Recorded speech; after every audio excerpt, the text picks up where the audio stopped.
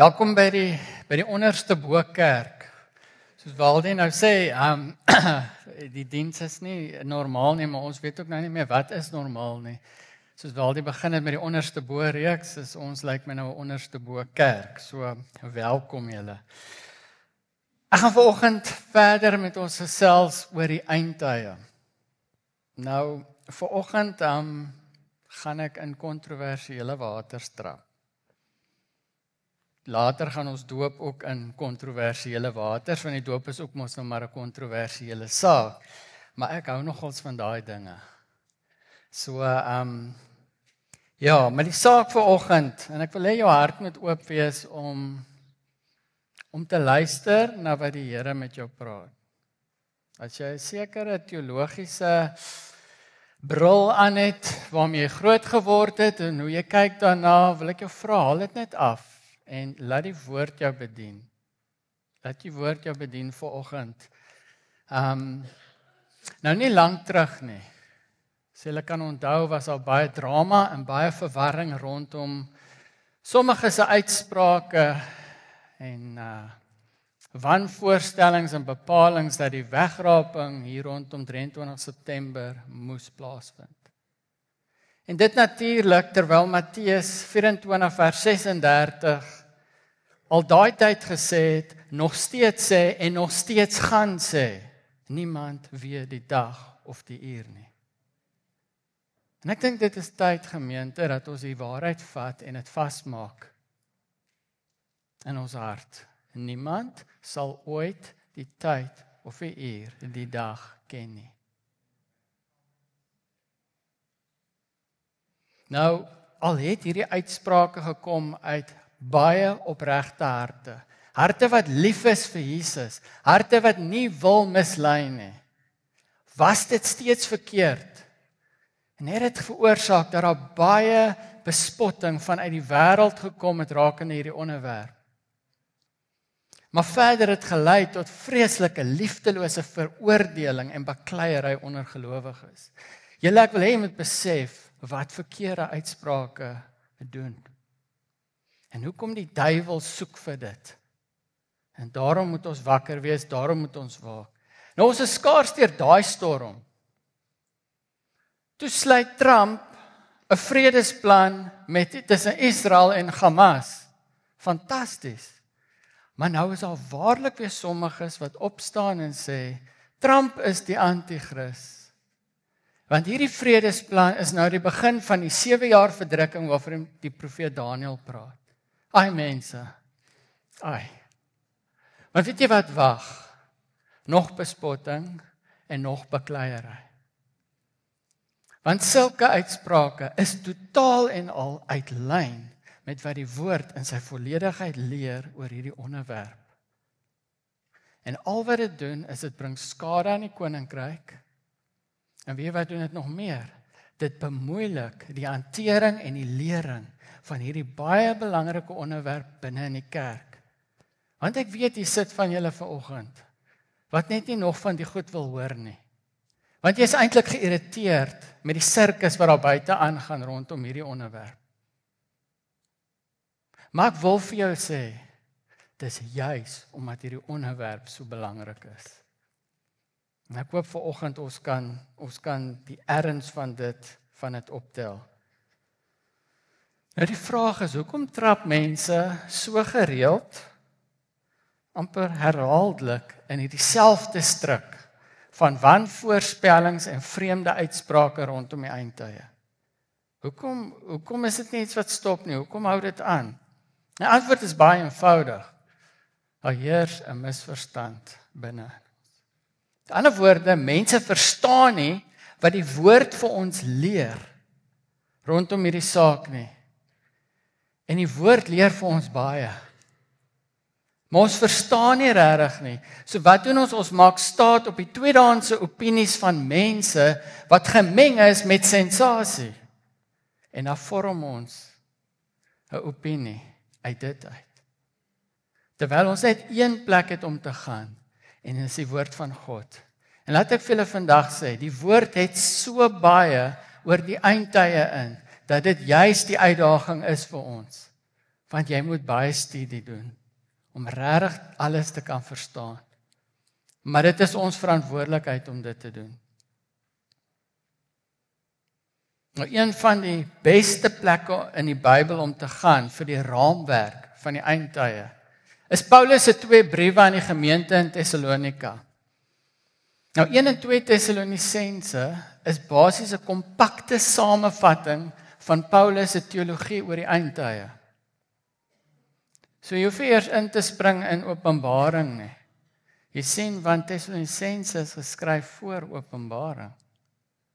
So jy begin daarso met Paulus se lering aan die gemeentes, en dan gaan dinge in Openbaring vir jou nog duideliker begin raak.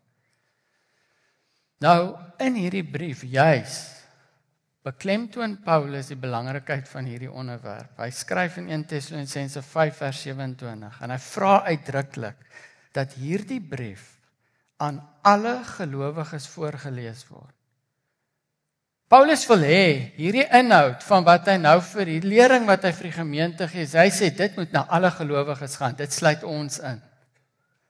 Dis 'n lering wat moet uitgaan na die kerk toe, en Paulus is ernstig daaroor. Want dit is baie belangrik vir ons om toegerus te wees met hierdie lering. Nou vanoggend gaan ons dan nou begin by Paulus se lering oor die wegraping. En dit is die gedeelte in 1 Tessalonisense 4 vers 13 tot 18. En al wat ek vanoggend gaan doen, is ek gaan daai skrif behandel, vers vir vers. Wat Paulus daar sê, dis waarna ons gaan kyk, dis wat ons gaan behandel. Nou hierdie gedeelte is een van seker die mees gedetailleerde beskrywings van hierdie gebeurtenis, wat dan nou die einde van die kerkera op aarde beteken. En my gebed vanoggend vir elkeen van ons is dat ons werklik sal verstaan waaroor hierdie saak van die wegraping gaan. En as ons dit verstaan, en so kom ek vir jou gesê het, jy gaan jou teologiese bril moet afhaal, want ek weet dis mense wat groot geword het met 'n ander siening. Maar dis 'n siening. Ek wil hê ons moet kom by verstaan wat die woord leer. So, kom ons haal daai brille af en kom ons laat toe dat die Gees ons lei in hierdie waarheid. Maar saam met dit wil ek graag hê ons moet kan sien dat hierdie saak van die wegraping totaal en al verskillend is, 'n heeltemal 'n aparte saak is as Jesus se wederkoms na die aarde. En ons gaan die skrif behandel en ons gaan dit sien. So, kom ons begin, is julle reg? As jy 'n Bybel hierso het, wil ek hê, ek gaan nou die stukkie so lees, maar as hou daai stukkie in 1 Tessalonisense, hou dit oop by jou vanaf hoofstuk 4, vers 13 tot 18. Hou dit oop by jou, dat jy die volledige prentjie die hele tyd voor oë het. Maar ons begin by vers 13 tot 15. Daar staan: broers, ons wil nie hê dat julle onkundig moet wees oor diegene wat ontslaap het nie. Met ander woorde, wat nou al dood is nie. Sodat julle nie treur soos die ander mense wat nie hoop het nie. Want as ons glo dat Jesus gesterf het en opgestaan het, God sal ook so diegene wat gesterf het, deur Jesus met hom saamneem. Want dit sê ons vir julle deur die woord van die Here. Ons wat lewe, wat agtergebly het tot die koms van die Here, sal beslis nie diegene wat gesterf het voorwees nie. Nou wat ons hierso moet sien is, daar het 'n stuk onkunde, misverstand by hierdie gelowiges in Thessalonika geheers, rondom hierdie saak van die wegraping, en wat nou gaan gebeur met die mense, die gelowiges wat reeds gesterf het. Omdat hulle nie verstaan het nie, was hulle bekommerd geweest. Hulle het getreur soos die wêreld, met 'n diepe hartseer en rou oor hierdie gelowiges wat gesterf het. Want hulle het gedink, daai mense gaan nou uitmis as Jesus kom op die wolke. Hulle gaan dit nie sien of beleef nie.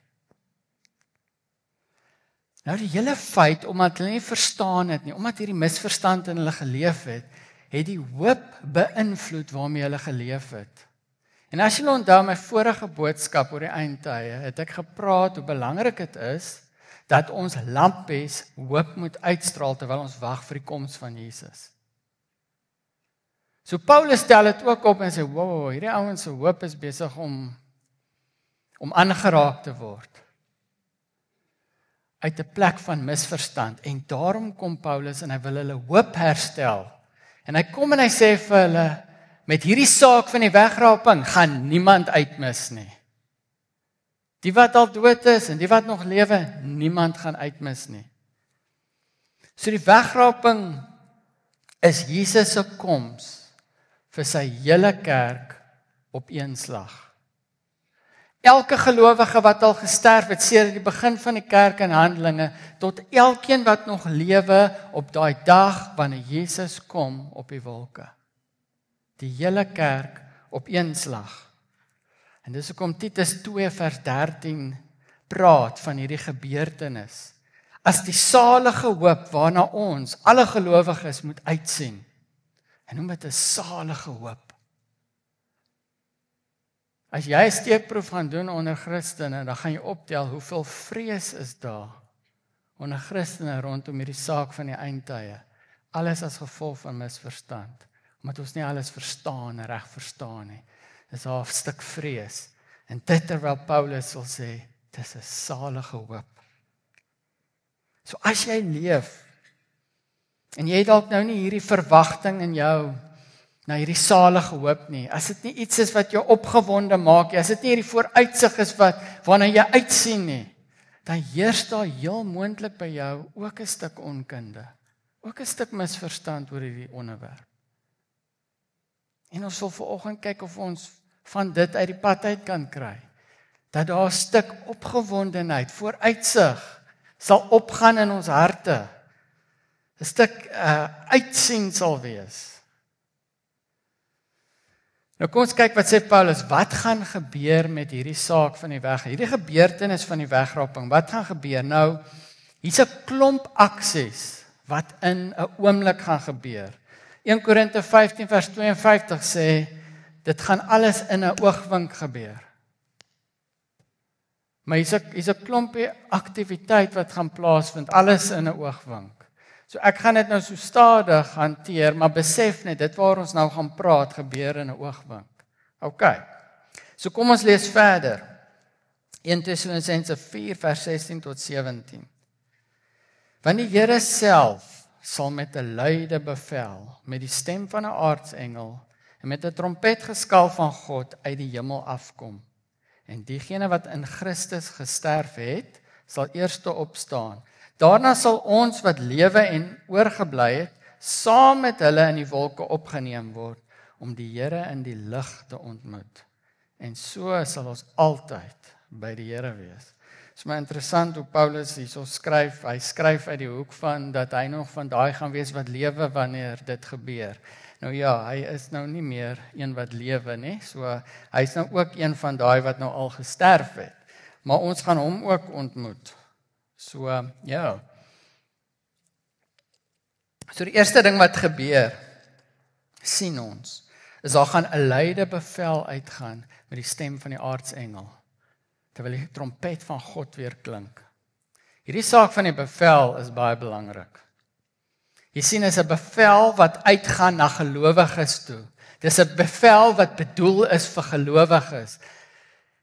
Ek sal nie verbaas wees as dit net gelowiges is wat die bevel gaan hoor nie, want hierdie bevel het net 'n uitwerking op gelowiges, nie op ongelowiges nie. Jy sien, hierdie bevel maak die grafte van gelowiges oop, en nie die ongelowiges nie. So dit laat my baie dink aan Jesus se woorde in Johannes 10 vers 27 tot 28. My skape luister na my stem, en ek ken hulle, en hulle volg my. Ek gee hulle die ewige lewe, en hulle sal tot in ewigheid nooit verlore gaan nie, en niemand sal hulle uit my hand uitruk nie. Die bevel is dus gerig op diegene wat in Jesus glo, wat sy stem ken, en wat hom volg in hierdie lewe. Jesus kom vir diegene vir wie hy ken, omdat hulle hom ken. Hy kom vir diegene wat waarlik in 'n intieme verhouding met Jesus Christus wandel in die lewe nou. Want is by daai bevel, wat baie gekonfronteer gaan word met Jesus se woorde in Matteus 7 vers 21 tot 23. Dis die woorde waaroor Waldi nou besig is om te praat. Daar staan, nie elkeen wat vir my sê, Here, Here, sal ingaan in die koninkryk van die hemele nie, maar net diegene wat die wil doen van my Vader in die hemele. Baie sal op daardie dag vir my sê, Here, Here, het ons nie in u naam geprofeteer en in u naam demone uitgedryf en in u naam baie kragtige dade verrig nie. Dan sal ek openlik vir hulle sê, ek het julle nooit geken nie. Gaan weg van my, julle wat wetteloosheid bedryf. Jog julle, hierdie stuk woord is 'n stuk waarby 'n ou jouself mee moet gaan toets, deur en deur en deur. Omdat jy dalk in die gawes van die Here operate en dinge doen vir hom en demone laat hardloop, beteken nie dat Jesus jou ken nie.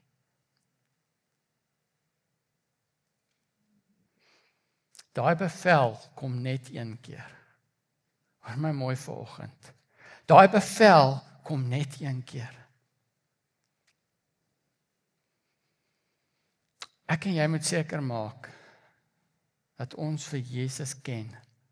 Dat ons sy stem ken, dat hy ons ken en dat ons hom volg in hierdie lewe. Want daai bevel kom op 'n tyd wat ons dit nie verwag nie. Sê Matteus 24 vers 44. Daarom moet julle gereed wees. Want die seun van die mens kom op 'n tyd wanneer julle dit nie verwag nie. Jy sien, ons leef in 'n tyd waar daar so maklik, ag man, daar's 'n tweede kans, ag man, ons kan dinge regmaak. Maar ek sê vir julle, wanneer daai bevel uitgaan, is dit die eerste en die laaste keer wat hy uitgaan. Daar is nie 'n tweede kans nie. Ken jy vir Jesus? Ken hy vir jou?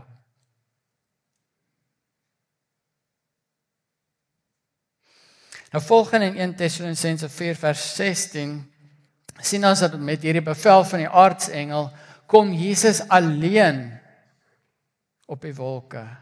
Nou sien ons in vers 17 dat hy bly in die lig. Hy kom nie tot op die aarde nie. Nou hier is 'n belangrike punt om te bevestig dat hierdie gebeurtenis van die wegraping lyk heeltemal anderste as die gebeurtenis van die wederkoms van Jesus Christus na die aarde. Jy sien Openbaring 19 vers 11 tot 21 gee vir ons 'n baie mooi beskrywing van die wederkoms van Jesus na die aarde. Nou ek gaan dit nie nou vir julle lees nie, julle ken dit, julle kan dit self ook gaan lees, maar wat daar gebeur is die hemel gaan oop. En Jesus kom uit op 'n wit perd, reg vir oorlog, en hy kom na die aarde toe. En hy word gevolg deur die leerskare van die hemel, ook op wit perde, gereed vir oorlog. Jy sien, hulle kom almal af uit die hemel vir oorlog teen die Antichrist en sy mense hier op aarde. Dit is die wederkoms van Jesus. Hy kom nie alleen nie, hy kom met sy weermag. Totaal verskillend van wanneer Jesus sy bruid kom haal. Wanneer hy alleen kom op die wolke, net tot in die lig. Sagaria 14 vers 4 bevestig hoe Jesus met sy voete op die Olyfberg kom staan. En dan sê Sagaria 14 vers 9, die Here sal koning word oor die hele aarde. Jy sien, Jesus kom met sy weermag, om die Antichrist te kom vernietig, om die Satan te kom bind, en dan sal hy vir 1000 jaar kom heers op die troon van Dawid. En wat sê hy vir ons in sy woord, en julle sal saam met my heers.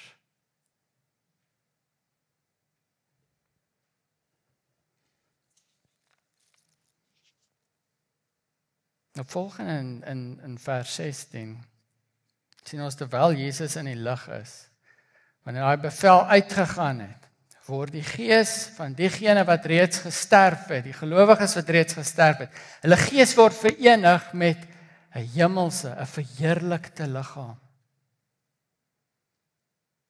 Sy liggaam van sonde word verander en hy staan op soos Jesus uit die dood uit opgestaan het in sy verheerlikte hemelse liggaam. Hulle ken die eienskappe van Jesus, hy kon sommer net deur die mure en toe deure kon hy beweeg. Is 'n totaal anderste liggaam. Maar jy kon vat aan hom.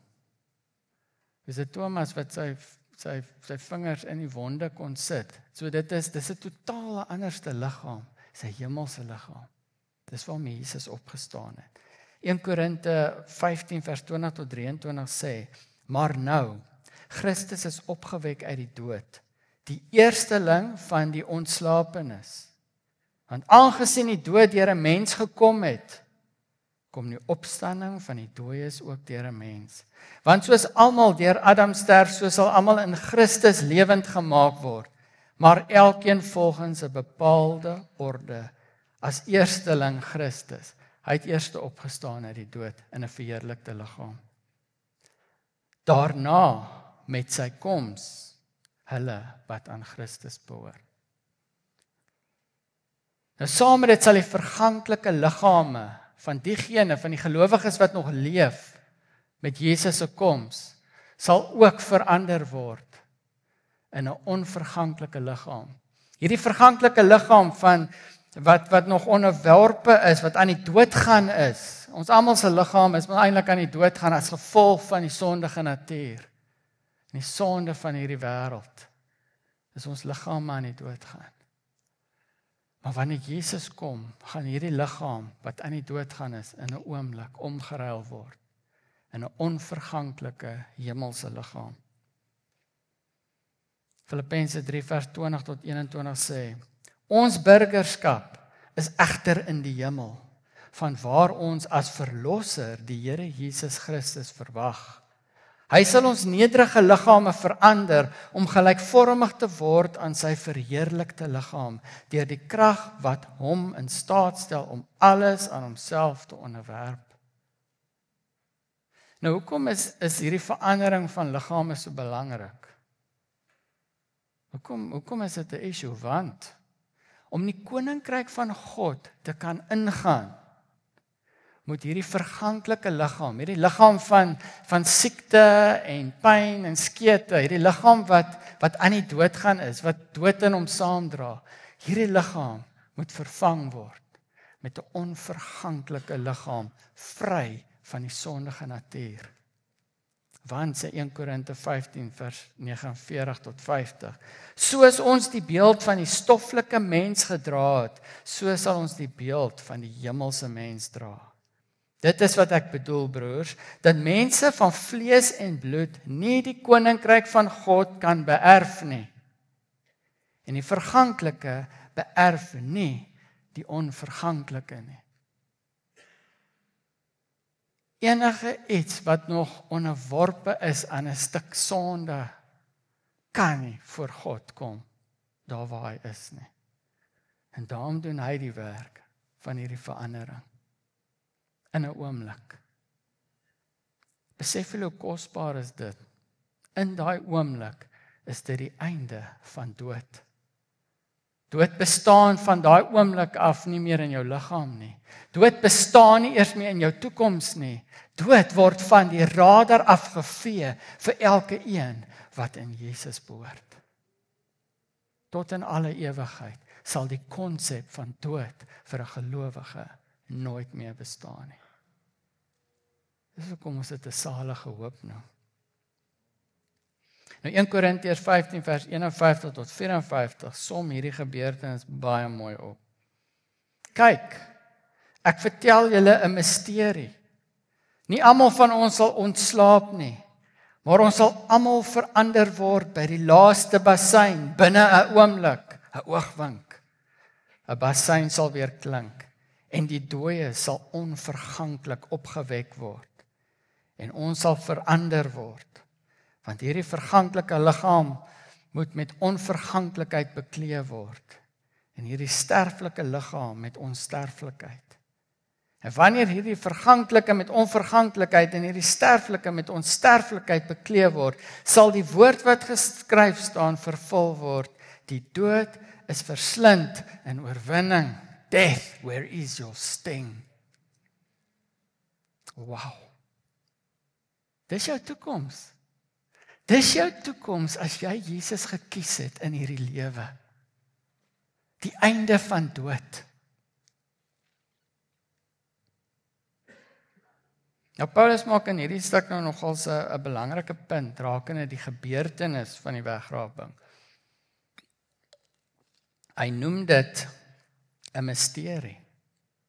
En wat hy nou gaan verduidelik basies. Nou 'n misterie beteken iets word nou duideliker gemaak wat tot op daai punt nog eintlik half onduidelik is. Wat so half verskuil is. Dis nie iets wat so boom duidelik voor oë is nie. Dis een van die redes hoekom hierdie saak kontroversieel is in die kerk. Want dit is 'n misterie. Dis 'n misterie wat net van toepassing is op die kerk, die bruid van Christus. Jy sien, die wederkoms van Jesus is glad nie 'n misterie nie. Die wederkoms van Jesus na die aarde is nie iets wat onduidelik is nie. Die Ou Testamentiese profete het daaroor geskryf. Ons almal weet hierso, Jesus kom. Ons weet dit. Dis nie onduidelik nie. Maar hierdie saak van die wegraping, hy is so 'n bietjie van 'n misterie. Nou net omdat dit 'n misterie is, beteken nie ons moet weghardloop van dit nie. Dis 'n misterie wat die Heilige Gees in die Nuwe Testament gekom het om aan die kerk te openbaar, om aan die kerk, die bruid van Christus te kom wys, te kom duidelik maak. En dit is vir my een van die amazingste dinge terwyl ek hierdie studie doen. Hoe die woord begin oopgaan en sê, wow, nou verstaan ek wat Jesus hierso sê. Nou het ek baie meer konteks van Jesus se woorde oor goeters en dis so 'n misterie werk. Hy raak duidelik soos wat jy hom ondersoek, soos wat hy aan jou geopenbaar word. So vanoggend vertrou ek dat hierdie misterie ook 'n bietjie meer en meer duidelik sal word. OK, ja. Nou na die opstanding en hierdie verandering van liggame, nadat die bevel uitgegaan het, nadat Jesus in die lig gekom het, sien ons in 1 Tessalonisense 4 vers 17, dat ons almal nou saam opgeneem word in die wolke. Nou kom ons waar die term of die naam wegraping vandaan kom.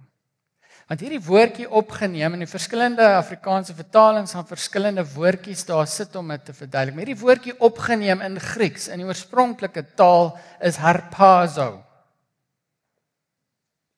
En dit beteken weggeruk, weggevoer, weggeraap. Hoor jy in die beskrywing van daai woorde, daai oomblik, die oogwink, dis 'n vinnige ding. Vinnige aksie van wegvat. Dis wat daai woordjie harpazo beteken. In Engels vertaal dit as catching up of snatching away. Nou in die Latynse Bybel is daai woordjie harpazo toe nou vertaal in Latyn na rapturo. En dis waar die Engelse aan die term gekom het rapture. So nou kan julle al die dots trek, so daarso. Hoekom is dit belangrik? Jy weet, want soveel mense, gelowiges rondom, ja, maar die wegraping is nie in die Bybel nie. Daar's hy. En daai woordjie opgeneem. Daarso is waar die term wegraping vandaan kom. So hierdie saak van die wegraping dui op daai hele aksie. Waar alle gelowiges, die wat nou al gesterf het en die wat nog lewe in 'n oomblik met daai bevel verheerlikte liggame kry en opgeneem word in die wolke. Dis waar die wegraping gaan. En dan, soos ons verder sien in 1 Tessalonisense 4 vers 17. Wat gebeur dan? Om vir Jesus in die wolke, in die lig te ontmoet. Kan jy dink wat so 'n ontmoeting gaan dit wees? Oh, happy day. Hæ? Kan jy dink, nee, dit gaan 'n storie wees. Ek dink 'n mens kan dit nie beskryf, die feestelikheid, die vreugde wat daarmee saamgaan. Toe ek sit met hierdie woord en die Gees bedien hierdie woord, hoe kom hierdie onsaglike vrede oor my in terme van my tydelike uitdagings en goeie, sê ek, wat is dit? In opsigte van daai dag, daai oomblik, kan jy die feestelikheid sien? Almal wat al geliefdes verloor het in die dood, daai opstandingsdag, almal met nuwe liggame, ewigheidsliggame, almal in vreugde, almal in blydskap. No worries, no problems, just the future. Everlasting life. Maar in die aangesig van ons Redder, Jesus Christus. Wow.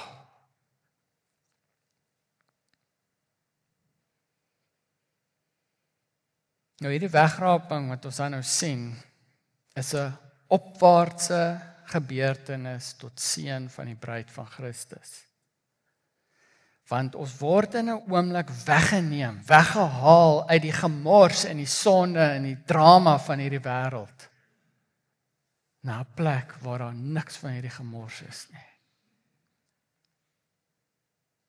Maar aan die ander kant is die wederkoms van Jesus 'n afwaartse gebeurtenis vanuit die hemel na die aarde, waar die anti-kris besig is om heerskappy uit te oefen. En hierdie afwaartse gebeurtenis van die wederkoms gaan gepaard, soos Openbaring 19 sê, met grootskaalse verwoesting. Kan jy begin sien hoe lyk dit anderste as die oomblik toe Jesus sy bruid kom, al die feestelikheid daar in die lig, teenoor die verwoesting wat Openbaring 19 kon vertel, wat gaan gebeur hier op aarde vir die anti-kris en sy makkers. Twee totale goed. Nou hierdie wegraping en die opwaartse eienskap daarvan word nou mooi beskryf in Openbaring 4 vers 1 tot 2. En dis nou waar hierdie saak van die misterie nou al hoe meer begin duideliker raak. Want om daai te verstaan, moet jy nou verstaan het wat ons nou gepraat het in Tessalonisense. So, maar voor ek daai vir julle lees, moet ons heel eers weet, en dis hoe jy Openbaring bestudeer. Hy's nie hier, daar en dan die mekaar nie. Openbaring begin daar en dan begin hy vloei. Hierna, boom, op die einde hier kom Jesus. Hy vestig sy koninkryk. So moenie Openbaring die mekaar lees, lees hom van die begin af. Dan gaan jy verstaan. So wat gebeur in die eerste 3 hoofstukke van Openbaring? En veral in Openbaring 2 en 3. Het gaan oor die era van die kerk. Dis waar die 7 briewe aan die gemeente is. Hoekom 7? 7 is God se getal vir volledigheid. 7 is reg deur die Bybel. Dis God se, wanneer ons mekaar sê, dis saak is 100%. Dan sê God 7. 7 briewe, daar was baie gemeentes, maar hy skryf 7 briewe. So God kom, Jesus skryf hy briewe. En hy praat basies met die volheid van die kerk. Hy praat met die era van die kerk. Die kerk in sy volheid, dit sluit ons ook in. En as jy daar gaan lees, dan skryf hy 7 intieme, opdraggewende briewe aan die gemeentes. Jesus is intens bemoei met die doen en late van die kerk in daai 2 hoofstukke. Hy kom bemoedig hulle, hy kom spreek hulle aan oor goed. Hy sê vir hulle, hierdie belofte wag vir julle. Maar hy sê as julle nie gaan luister nie, hierdie wag ook vir julle. So hy's intens bemoei. Dis 'n urgency in sy hart waarmee hy praat met die kerk in sy totaliteit. En wanneer hy klaar gepraat is met die kerk in daai laaste brief, wanneer daai punt gesit word in die brief aan die gemeente van Laodicea, dan breek Openbaring 4 aan, vers 1 en 2. Hoor wat staan daar. Hierna, wanneer jy lees die woordjie hierna in Openbaring, moet jy jou ore spits. Elke woordjie in Openbaring is baie belangrik. Hy sê vir hom, hierna, na Openbaring 2 en 3, na die era van die kerk, het ek gesien en kyk, 'n deur wat in die hemel geopen is. En die stem wat ek voorheen so hard soos 'n bassein met my oor praat het gesê, kom op hierheen. Dis 'n bevel wat uitgaan. Hier's 'n opwaartse roep. En ek sal aan jou wys wat hierna, nadat jy opgegaan het, moet gebeur. Onmiddellik het die Gees van my besit geneem en kyk, daar was 'n troon in die hemel en iemand wat op die troon sit. Toe die Gees oor hom beheer vat, in 'n oomblik is hy in die hemel, in die troonkamer. Eers was daar 'n bevel, kom op hierheen, maar dit moes na die kerkera gebeur. Nou ons moet besef in hoofstuk 2 en 3 word daar omtrent 19 keer gepraat oor die term gemeente of gemeentes. Maar na hierdie opdrag in Openbaring 4 vers 1 en 2, na hierdie gebeurtenis wat hy opgeroep is, praat Openbaring, terwyl Johannes aan die troonkamer is, wat eintlik dui op die kerk wat nou, die bruid wat nou in die hemel is, praat Openbaring nooit weer oor gemeente of gemeentes nie. Die kerk op aarde feature glad nie meer in Openbaring nie.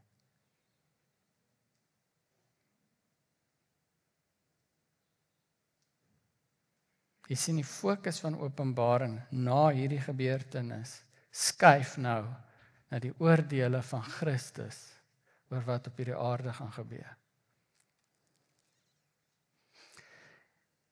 Terwyl die bruid in die hemel is. Nou hierdie posisie van Johannes in die troonkamer, so ek wil sê dit is die beeld van die kerk, die bruid wat nou in die hemel is. Beklemtoon nou Paulus se laaste sin wat hy in 1 Tessalonisense 4 vers 17 sê, en dan sê hy, en so sal ons altyd by die Here wees. Yes, julle, dit is amazing. Wanneer hierdie ding net vat en sê, so sal jy altyd by die Here wees. Daai wat hy gesê het, niks gaan jy uit sy hand uitruk nie. Niks kan jy uit sy hand uitruk nie. Dit is die veiligste plek, that's everlasting peace and life. Dit is waar dit alles gaan. Dis die bestemming van die wegraping. En Jesus self skryf hierdie woorde in Johannes 14 vers 1 tot 3. Hy sê hy, laat julle harte nie ontsteld wees nie. Vir die mense wat nog bang is oor hierdie saak. Hy sê Jesus, laat julle harte nie ontsteld wees nie. Glo in God, glo ook in my. In die huis van my Vader is daar baie woonplek. As dit nie so was, sou ek dit vir julle gesê het. En ek gaan om vir julle plek voor te berei. En as ek gegaan het en vir julle plek voorberei het, kom ek weer en sal julle na my toe neem, sodat julle kan wees waar ek is. So waar gaan ons wees? Ons gaan wees waar Jesus is. En waar is Jesus? In sy Vader se huis, waar hy nou is. Besig om vir ons plek voor te berei. En so kom Jesus kom, hy kom op die wolke, hy kom tot in die lig, hy kom haal ons uit hierdie aarde af, en hy vat ons na die Vader se huis toe, sodat ons altyd kan wees waar hy is. Jy sien Johannes verduidelik verder in Openbaring 19 vers 7 tot 9, dat ons, sy bruid, by die bruilofsfees gaan wees. En hoor gou mooi wat het ons aan. Ons is geklee in blinkklere van suiwer, fyn linne. Dis 'n belangrike ding, want ek sê nou vir jou verduidelik hoekom. En hierdie gebeur voordat Jesus met sy wederkoms na die aarde toe kom. So dis vir jou baie duidelik, dat voor die wederkoms na die aarde is die bruid besig om 'n bruilofsfees te hê saam met die lam. Want in Openbaring 19 vers 11 tot 14 sien ons hoe Jesus dan op die wit perd uit die hemel kom om te kom oorlog voer hier op die aarde. En wie is by hom? Wie volg hom? Vers 14. toe die leers wat in die hemel is, geklee in blink klere van suiwer fyn linne, hom op wit perde gevolg. Jesus se bruid volg hom op wit perde na hierdie aarde toe. Met ander woorde, Jesus kom neem ons weg van hierdie aarde af vir 'n bruilof. En hy bring ons saam as sy weermag. Want waar hy is, sal ons wees. Waar hy gaan sy bruid saam. Dis hoekom hy sê, julle gaan saam met my regeer. Jesus het sy bruid aan sy sy, altyd, want hy het 'n baie duur prys betaal vir haar. Hy gaan haar nie van sy sy af laat gaan nie. So wat Jesus gaan doen, daar gaan ons wees. Waar hy beweeg, gaan ons beweeg. Wow. Nou in Hebreërs 12 vers 2 lees ons dat Jesus het die kruis verduur vir die vreugde wat vir hom in vooruitsig gestel is. Christof het oor hierdie gedeelte kosbaar gepraat. En terwyl hy gepraat het die Gees vir my net kom sê en kom my bedien rondom hierdie vooruitsig wat Jesus gehad het, waarmee hy kruis toe was. Nou wat was hierdie vreugdevolle vooruitsig wat Jesus aan die kant die kruis gehad het? Jesus het sy bruilof gesien. Hy het sy bruid, die kerk, gesien wat vir altyd by hom gaan wees. Dis wat Jesus gesien het. Dit was daai vooruitsig waarmee hy toe na die kruis is om sy bruid te gaan red uit die mag van sonde en uit die dood uit. Dit julle is die goeie nuus van Jesus. Die goeie nuus van Jesus is nie net, die kruiswerk van Jesus is nie net dat ons vergifnis van sonde het nie. En nou gaan ons maar net aan nie.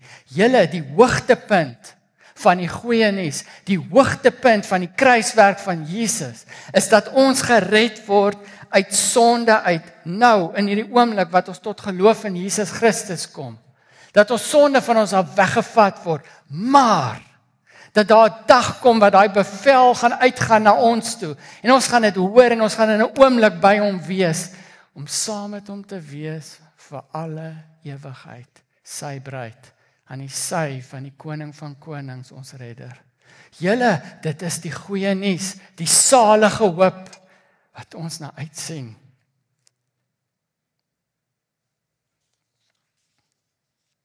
Nou as dit die vooruitsig was, waarmee Jesus die grootste pyn en smart en prys moes betaal. En hy het dit met 'n vreugde gaan doen, oor die vooruitsig wat hy gehad het. Wat is dit, wat ek en jy, as sy bruid voor oë het, in ons tydelike swaar kry? Het ons daai selfde vooruitsig, daai selfde opgewondenheid, oor Jesus wat ons kom haal. Want weet jy wat is baie hartseer? Die feit dat soveel gelowiges Jesus se koms, hierdie goeie nuus dat hy ons kom haal, so gering ag, so sekondêr en onbelangrik hanteer.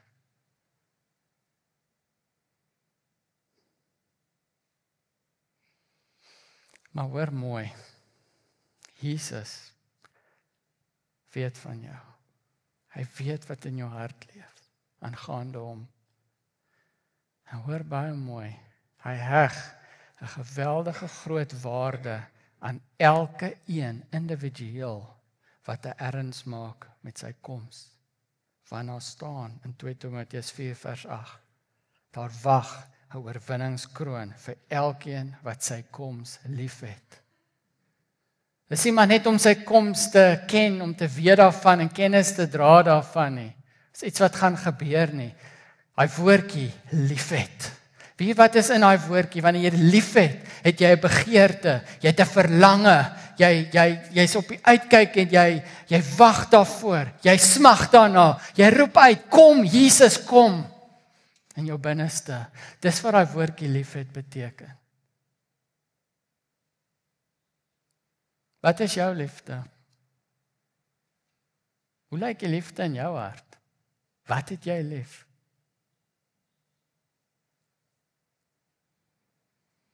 Hy bring ons by die laaste vers van 1 Tessalonisense 4 en dit is vers 18.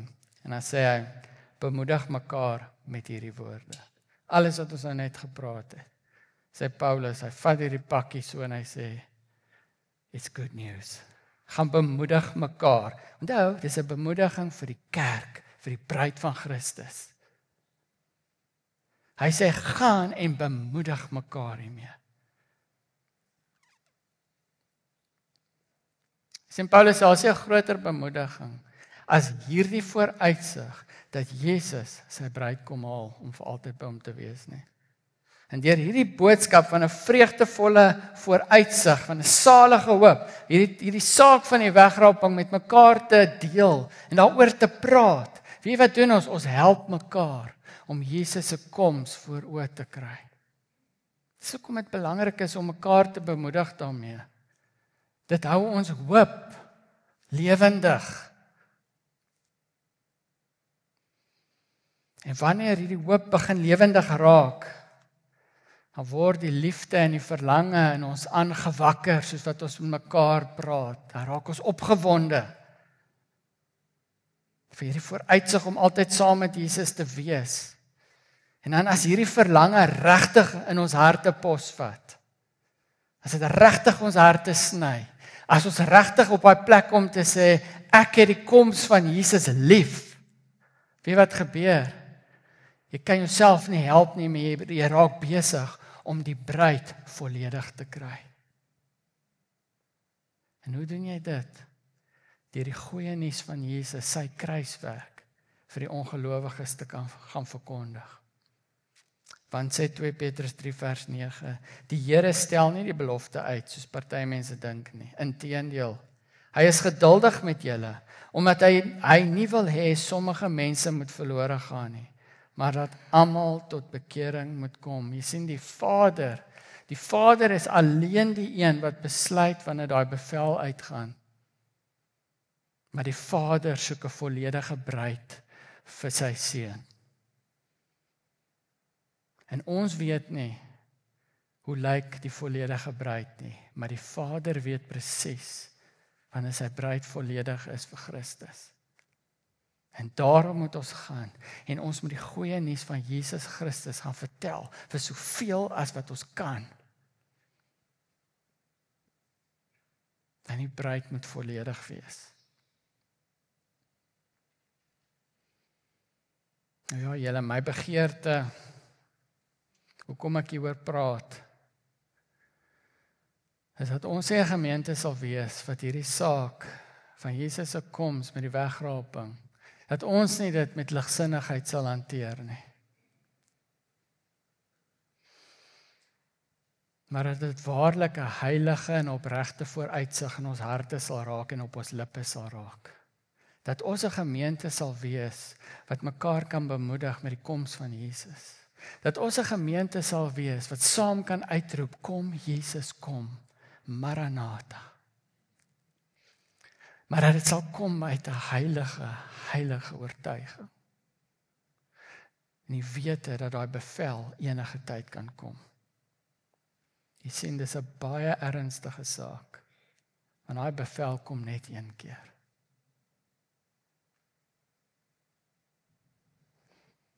Nou wil ek vir jou los met hierdie vraag. Is jou saak met Jesus reg? Daar is niks wat op hierdie aarde nog moet gebeur wat daai bevel terughou of wat ook al nie. Net die Vader weet wanneer sy bruid volledig is. Daar's nie iets wat moet gebeur in hierdie wêreld wat sal bepaal dat die bevel nou uitgaan nie. Maar mens begin in jou gees ervaar dat daai tyd kom nader, die tyd kom nader. En hy sê in sy woord, dit kom wanneer jy dit nie verwag nie. En dan is daar nie meer, oeps, Here, kan ek net gou iets regmaak met U nie. So ek wil vanoggend vir jou vra. Jy kan as jy wil, kan jy staan, want ek wil bid oor ons. En dit is 'n gebed wat ek so baie oor myself bid. En dis 'n gebed vir 'n liefde vir Jesus Christus. Jy sien, want ons liefde kwyn so baie gou. As jy in my joernaal gaan kyk, gaan jy sien hoeveel keer die Here met my kom praat, sê jy is besig om jou eerste liefde af te skeep. Sy eerste brief aan die gemeentes. Dis iets wat gebeur met ons. Want die dinge van hierdie lewe begin ons besig hou. Ons raak so besig met die bediening en die dinge van die Here. En dan vergeet ons hom. En hy bly waarsku sy bruid, moenie my vergeet nie. Moenie my vergeet nie. So ek wil jou uitnooi, as jy wil vra, Here, kom giet, soos Romeine 5 sê, deur die Heilige Gees, nuwe liefde vir u seun in my hart. Wil ek jou vra om net op te staan, dat ek kan bid.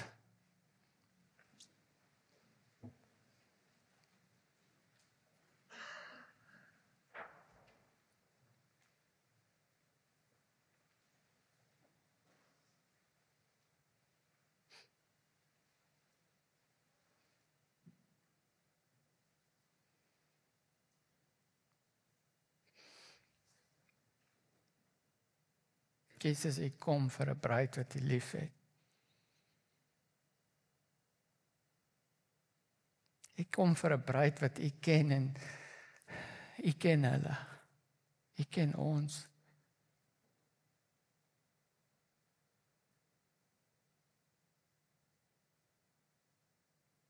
Here, ons kom vra vir U vanmôre, dat U net opnuut sal kom en vir ons sal kom deur die werk van die Heilige Gees, wat die woord sê, die Heilige Gees kom giet die liefde in ons harte in, dat ons kan uitroep, Abba Vader.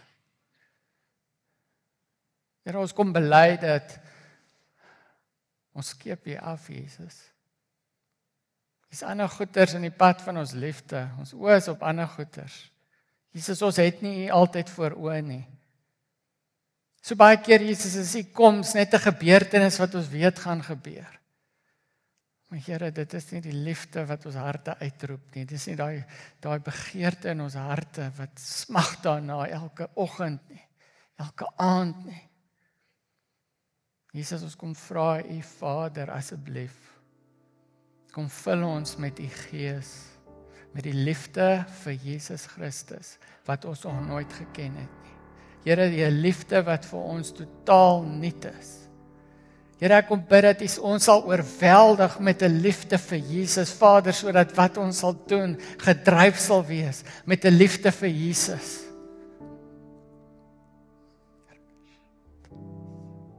Vader, ons loof U. Ons sê vir U dankie, Heilige Gees, dat U kom. Steek jou hande op na bo, ontvang die Heilige Gees van Jesus Christus, wat sy liefde in jou hart kom uitgee en sê, Here, hier is ek. Here, ek sien uit na die dag van die bevel wat uitgaan en ons in 'n oomblik almal by U in die wolke gaan wees vir ewigheid. Here, hier is ek. Hier is ek. Hier is ek.